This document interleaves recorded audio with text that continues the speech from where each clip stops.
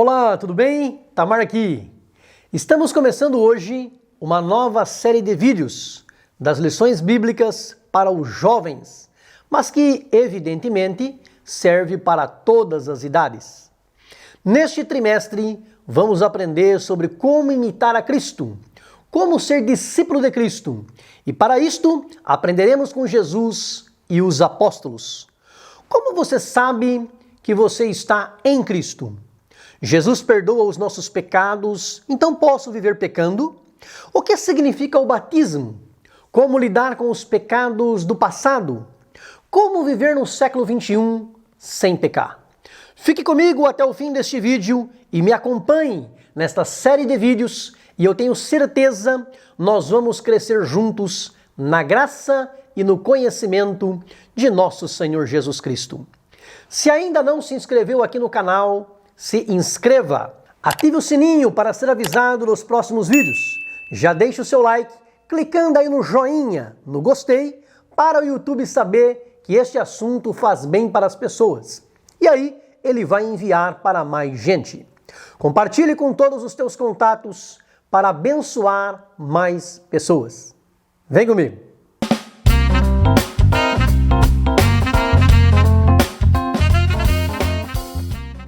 Em Jesus nós nascemos de novo, ficamos livres do pecado e recebemos uma vida nova com Cristo.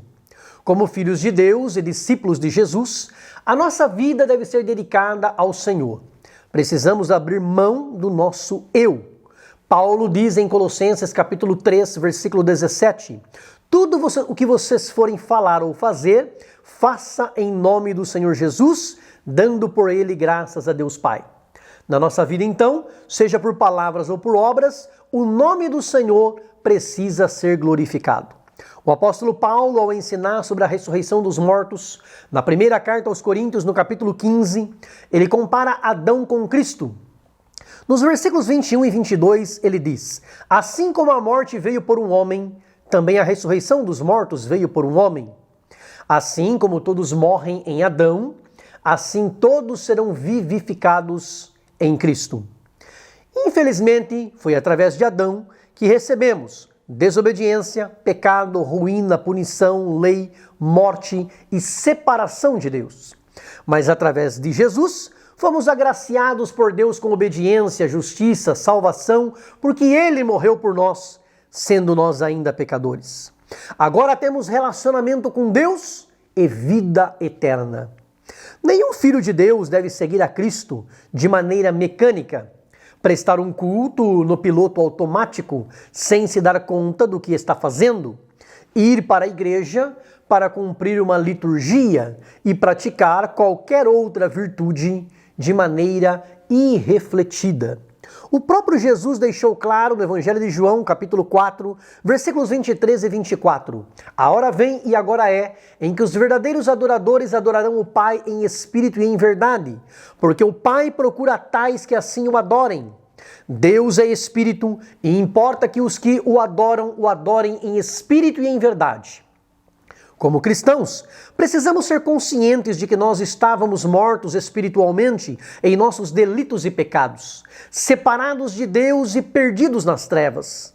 Paulo diz aos Efésios no capítulo 2 e versículo 12, estávamos sem Cristo, separados da comunidade de Israel, estranhos aos concertos da promessa, sem esperança e sem Deus no mundo.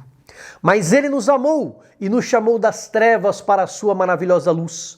E esta é a prova do amor de Deus para conosco, em que Ele morreu por nós, sendo nós ainda pecadores. É o que nos declara Paulo, o apóstolo dos gentios, naquela que talvez seja de longe a sua carta mais teológica, Romanos, no capítulo 5, versículo 8.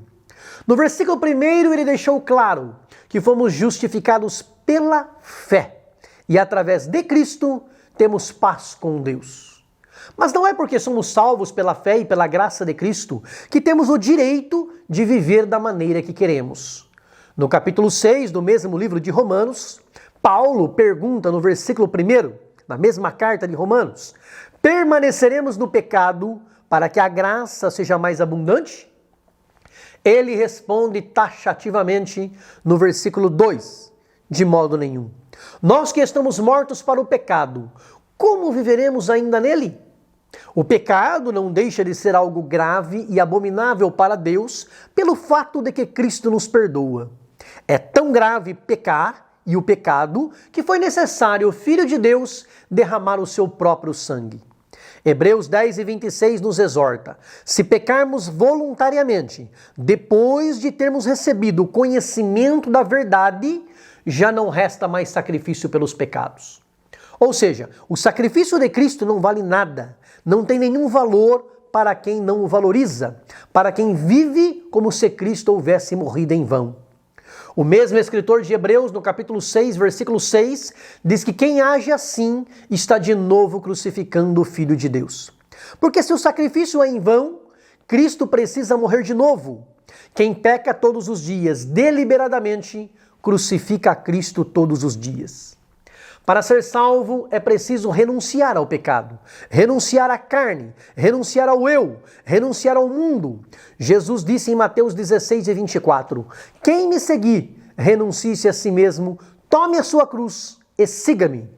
Ser discípulo de Cristo é viver uma vida de renúncia, é estar crucificado com Ele.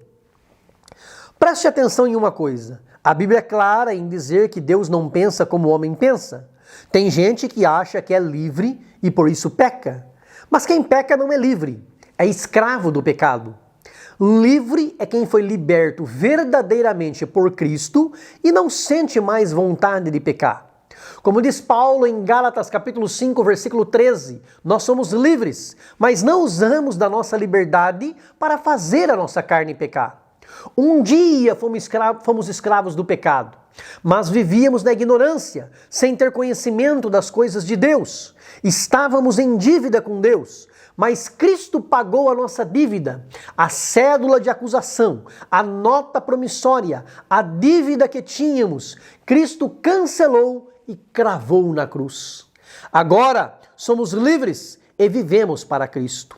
A Bíblia nos diz em Romanos capítulo 14, versículos 7 e 8, porque nenhum de nós vive para si e nenhum de nós morre para si, porque se vivemos para o Senhor vivemos, se morremos para o Senhor morremos, de sorte que ou vivamos ou morramos, somos do Senhor.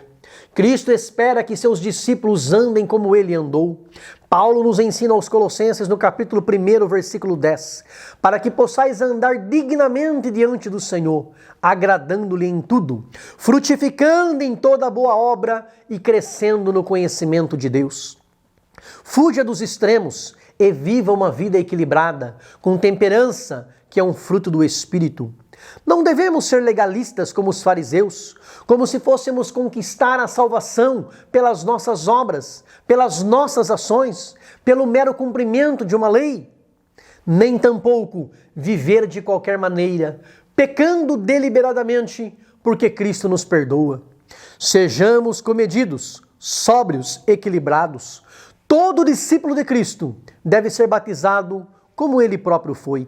E não deve fazer isso apenas para cumprir um ritual, mas sim para conscientemente obedecer a Cristo e demonstrar para o mundo que já morreu com Cristo, sepultando a velha criatura e ressuscitou com Cristo para viver em novidade de vida. A Bíblia diz em Colossenses capítulo 2, versículo 12, sepultados com ele no batismo, nele também ressuscitastes pela fé no poder de Deus, que o ressuscitou dos mortos. Responda agora a primeira pergunta que eu fiz lá no início do vídeo. Como que você sabe que está em Cristo?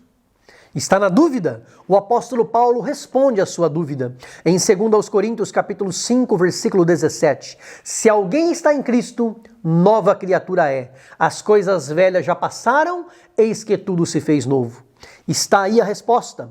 Está fazendo ainda as coisas que fazia antes de aceitar a Cristo? Então não está em Cristo. Se está em Cristo, só está em Cristo quem deixou as coisas velhas para trás, os velhos hábitos, os velhos pecados, e está vivendo em novidade de vida. Quem rejeita todos os dias as obras das trevas e se veste das armas da luz. O discípulo de Cristo é liberto por ele da escravidão do pecado. Você já foi liberto do seu vício, do seu pecado, ou ainda é escravo? Se ainda é escravo, quero lembrá-lo de que o próprio Jesus, ao discursar sobre a sua missão, afirmou no Evangelho de João, capítulo 8, versículo 34, todo aquele que comete pecado é escravo do pecado. Mas no versículo 36, ele dá a solução. Se, pois, o Filho, ele vos libertar, verdadeiramente sereis livres. O salário do pecado, a consequência do pecado é a morte. Peça para Cristo te libertar hoje, para que, em vez de receber a morte como pagamento, tenhais vida e vida com abundância. Um escravo era um cativo de guerra, ou com uma dívida impagável, era uma coisa, uma propriedade do seu dono. O homem que é escravo do pecado é escravo de Satanás, oprimido por ele, debaixo do jugo da servidão. O escritor aos Hebreus, no capítulo 2, versículos 14 e 15, diz que nós estávamos por toda a vida sujeitos à servidão, mas pela sua morte ele aniquilou o que tinha o império da morte, isto é, o diabo. Cristo aniquilou aquele que nos mantinha cativos, prisioneiros, escravos. Por isso Paulo diz na primeira carta aos Coríntios, capítulo 15, versículos 54 e 55, tragada foi a morte na vitória. Onde está, ó morte, o teu aguilhão? Onde está o inferno, a tua vitória? Cristo nos garantiu a vitória sobre a morte espiritual, quando ele consumou na cruz a sua missão. O apóstolo Paulo, escrevendo aos cristãos da Galácia, no capítulo 6, versículos 14 a 17, diz que a única coisa pela qual ele deveria se gloriar seria na cruz de Cristo, pela qual o mundo estava crucificado para ele e ele para o mundo. No versículo 15 ele diz: a única coisa que tem alguma virtude é ser uma nova criatura. Isto é, ter no corpo as marcas do Senhor Jesus. É andar como ele andou, é nascer de novo, como Jesus disse para Nicodemos e como Pedro diz na primeira carta, capítulo 1, versículo 23. Sendo de novo gerados, não de semente corruptível, mas da incorruptível, pela palavra de Deus, viva e que permanece para sempre. Portanto, meus queridos, façamos o que diz a Bíblia em Hebreus capítulo 12, versículos 1 e 2. Deixemos todo embaraço e o pecado que tão de perto nos rodeia e corramos com paciência a carreira que nos está proposta, olhando para Jesus, o autor e consumador da fé. Uma vez libertos, nenhuma condenação há para os que estão em Cristo Jesus. Uma vez justificados, temos paz com Deus por nosso Senhor Jesus Cristo. Quando o inimigo, aquele que aparece em Apocalipse capítulo 12, versículo 10, acusando os filhos de Deus de dia e de noite, quando ele quiser te acusar de algo que você fez lá atrás, você diz: o sangue de Jesus Cristo, Filho de Deus, já me purificou de todo o meu pecado. Eu fui perdoado, perdoada, nasci de novo e estou caminhando para o céu. Todos pecaram e precisam da graça de Deus. Todos nós um dia estávamos mortos em nossos pecados.